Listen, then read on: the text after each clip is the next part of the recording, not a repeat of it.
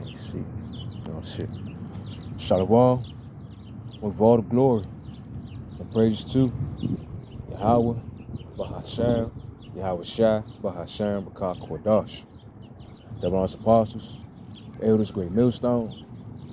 Shalom to the hopeful elect, which are the remnant of the Israelites and Israelite foreigners. They don't look like us, but they are us. Shalom. All right, the title lesson going to be Rejoice for Judgment. Rejoice for Judgment. Yeah, I'm going to be in Psalms 9. Being start off in Psalms 9. Being the NLT, started at verse 1. But right now, though, I'm in a little transition, one spot to another, one destination to another destination.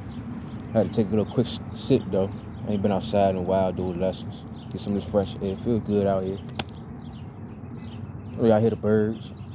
You know, nice little sight out here. I had to get some air. Clear your mind. All right, but let me get to the lesson, though.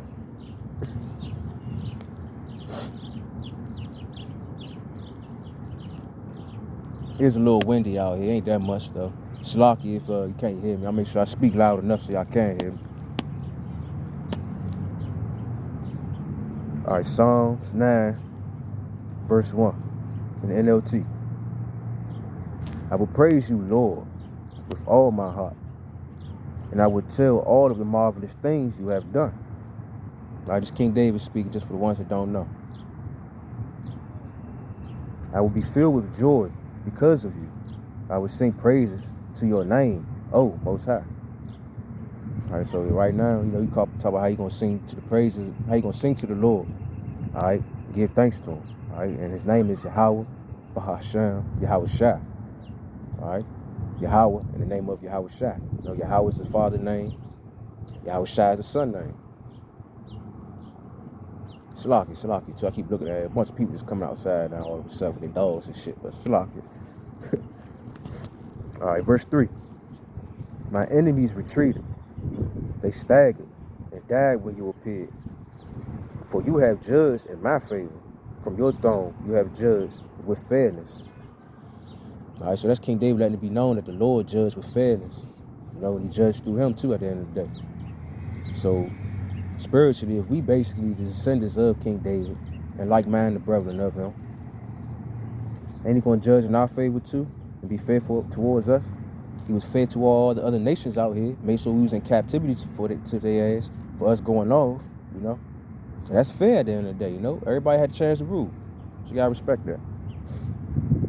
Because why? Verse 4. For you have judged in my favor from your throne, you have judged with fairness. Salaki before he said your favor, but basically you judge with fairness.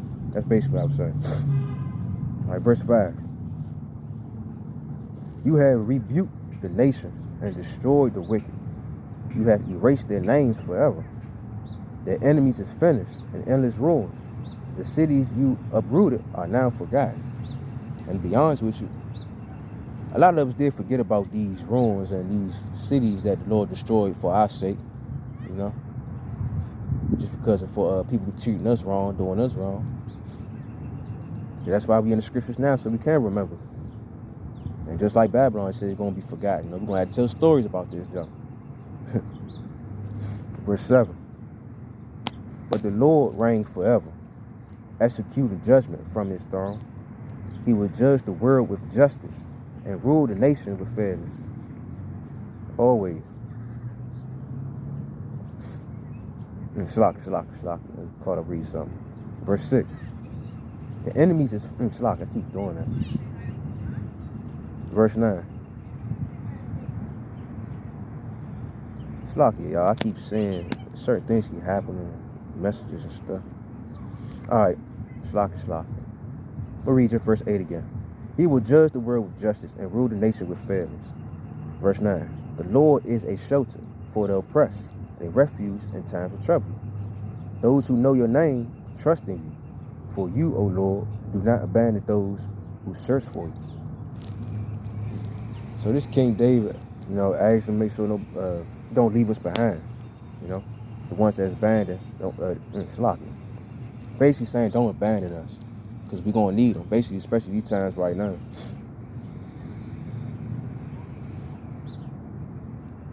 let me read that again. The Lord is a shelter for the oppressed, a refuge in time of trouble. Those who know your name trust in you. For you, O Lord, do not abandon those who search for you. So that's why we with the Lord now, because he ain't abandoning us then. He chose to be with us just like King David asked, in the light of other brothers too, like-minded prophets.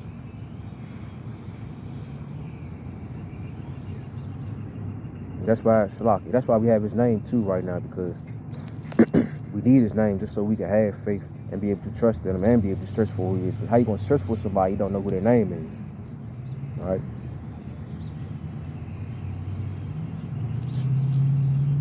Salaki. Yeah, people just being nosy. Guess they never saw a black person out here sitting right here. Well, so-called Israelite. Well, I'm an Israelite. Salaki. People just throwing me off right now. Let me get back to the lesson though. All right, verse 11. Sing praise to the Lord who reigns in Jerusalem. Tell the world about his unforgettable deeds. And that's what we're doing right now. We giving thanks to the Lord. Basically giving thanks to the Lord for all the stuff he done for us. And we telling everybody about everything that he did do. We telling everybody what he has done and who was in control at the end of the day. Because everybody did forget. Right? Especially us as a nation. Because if we didn't forget, we never went off. So that's more proof that we did forget about what we supposed to been doing. All right, so yeah, basically we just telling the Lord, telling the world what's going on about all what the Lord done, from the good and the bad. Verse 12.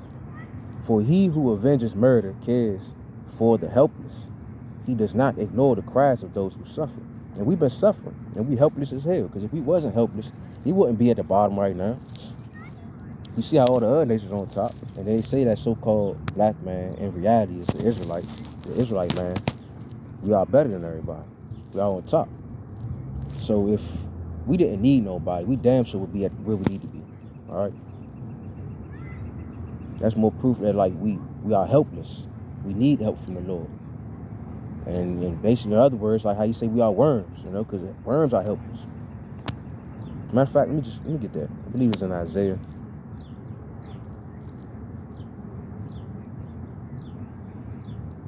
Slocky. Let me check that out real quick. See where that.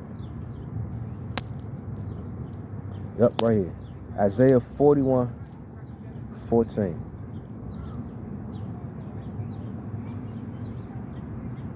Fear not thy worm, Jacob.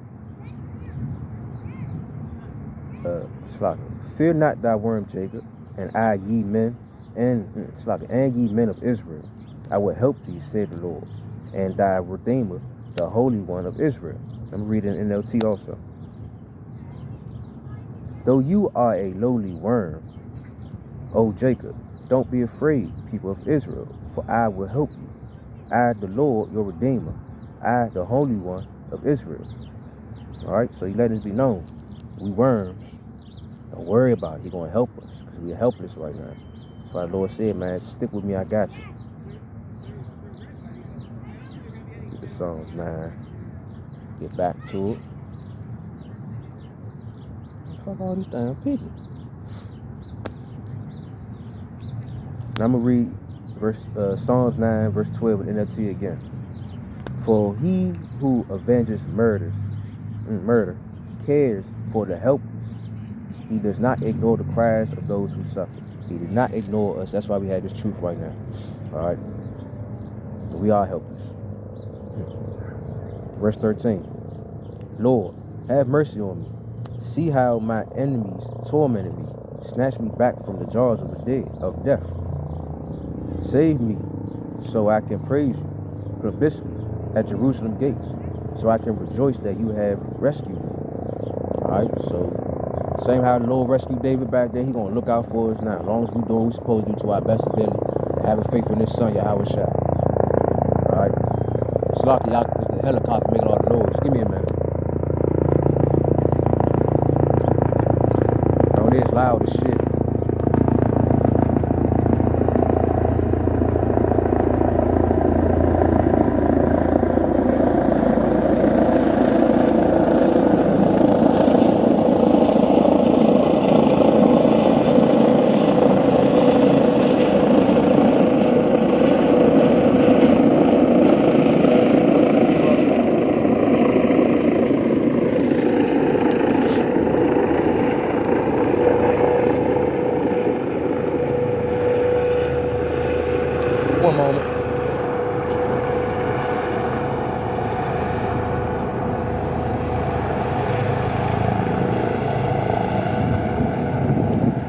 Alright, speak a little louder.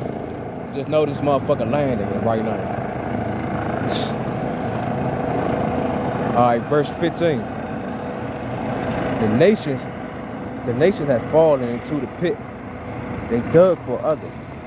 Their own feet have been caught in the trap they set. So the Lord, keep David like, the other nations, they set trap for us, but they fall into it their damn selves. Verse 16. The Lord is known for his justice. The wicked are trapped by their own deeds. The wicked will go down to the grave. This is the fate of all the nations who ignore Yahweh. Alright, so if you ain't taking heed right now, you're an Israelite.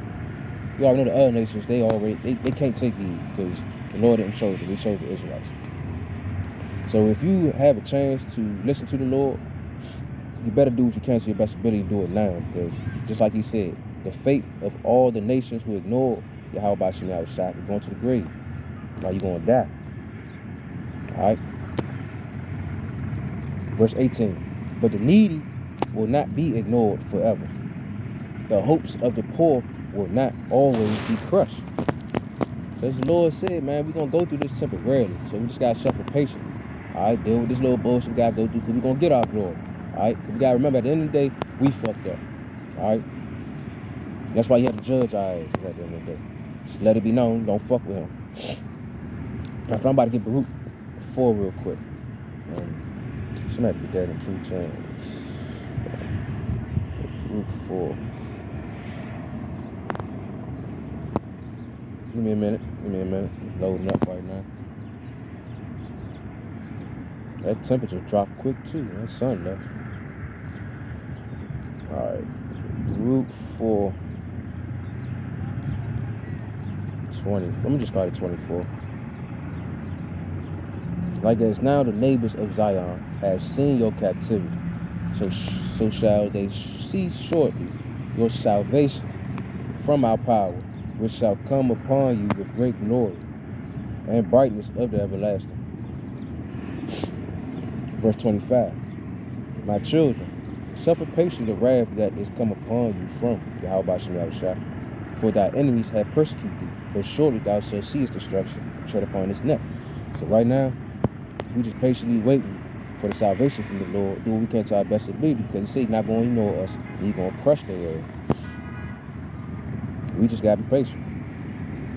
All right, verse 19. Arise, O Lord. Do not let mere mortals defy you. Judge the nations. Make them tremble in fear, O Lord. Let the nations know that they are merely humans. Because at the end of the day, we was the ones that was given immortality. All right? They ain't given to everybody else. We gonna have everlasting. So that's why we need to be rejoicing, because the Lord about to judge this down place. He's about to judge this wicked ass world for real. It's tiresome.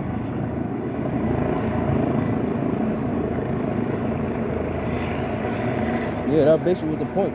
We need to be in rejoice mode because all this shit is pointless out here. The Lord about to come and join and destroy this wicked ass place.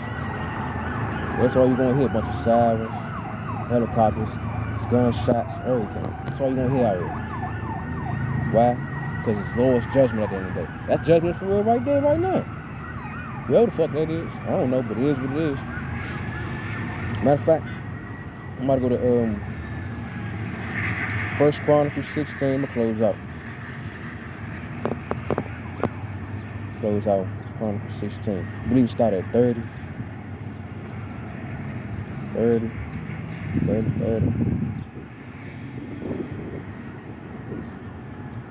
My from start 30. Yeah, it's 30.